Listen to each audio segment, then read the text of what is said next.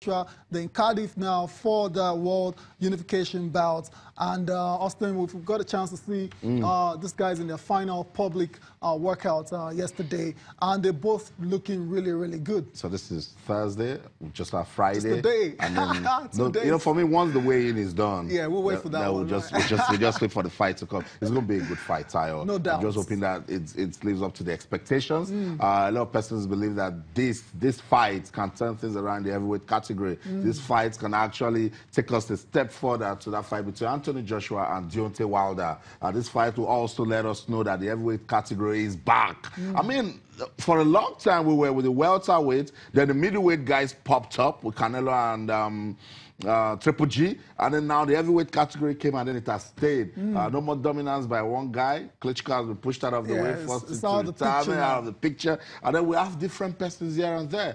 It's good. It's good for the sport, Tayo. Yeah, absolutely. Like you said, I'm expecting a very explosive matchup between these two guys. Yeah, interestingly, the word Joseph Parker used yesterday was okay, yeah, the phrase, let's go to war. That's, I mean, he used it, and I think it's going to be war in the ring between these two guys on Saturday. And may the best man win.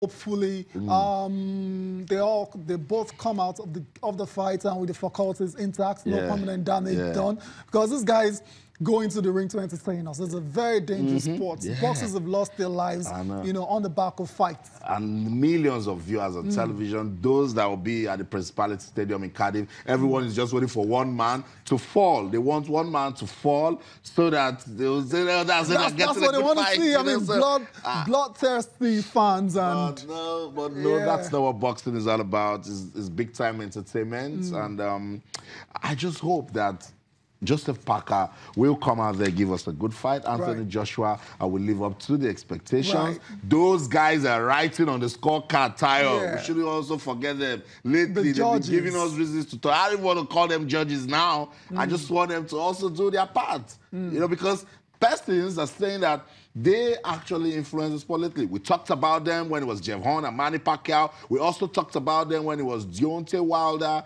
and what's his name, the last guy, Ortiz. At a point that boxing followers thought Ortiz was leading the fight.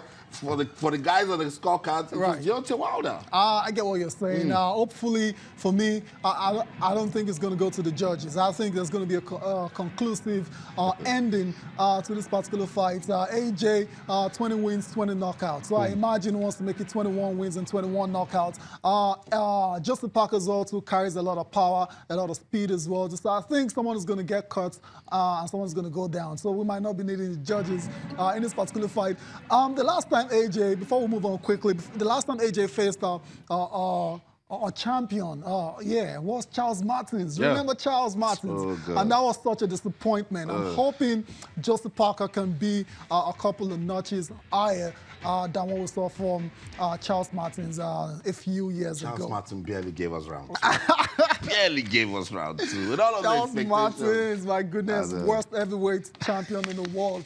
No doubt about it. Let's move on quickly from boxing. We'll continue to build up to that game. It's just 2 days to the fight. I think we should go to Miami. Joshua, and Joseph Parker. Let's go to Miami now. That's right. Let's go to Miami. That's where so much expectations from me for Chung.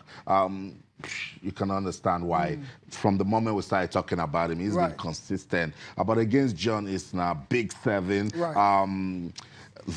You could put the word endurance player, can push you all the way. He's massive as well, also 6'11". Look at that, good character, with a lovely reach also. Had to push Chung, 6'1", 6'4". You can see very well that that's a dominant result, and John Isner advances. Interesting. Like I said, he's a very intimidating character. He needed 69 minutes. I mean, it was like he had something to do. He didn't want to waste too much time. Just get out of here, 6'1", 6'4". John is now flying the flag for American players. You know, the guys have struggled in recent years.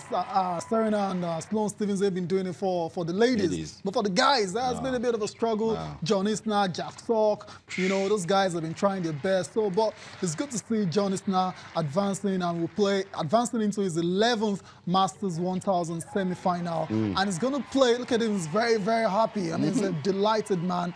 He's going to play in the semi-finals against Juan Martin Del Potro. Whoa. Is that the end of the road? No. Del Potro, in his own matchup, defeated Milos Raonic. That's right. If you now want to look at both of them, you want to fancy Del Potro to go Del on Potro is on fire because right of the opponent that he defeated. But John Isner also, at this point, you don't want to respect anyone.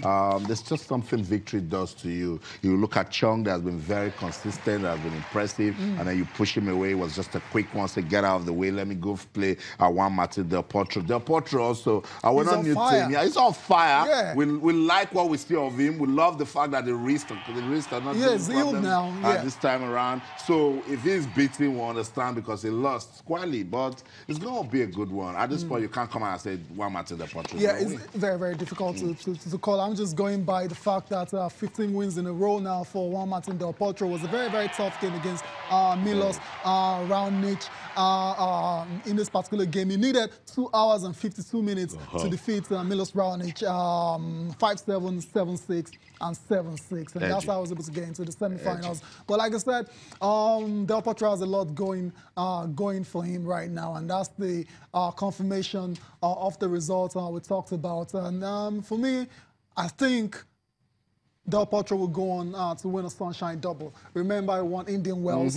Wants to win Miami now. So I think that's going to happen. You're saying he loves the sun? Yeah, I mean, everyone loves the sun. I'd like to be there as well, too.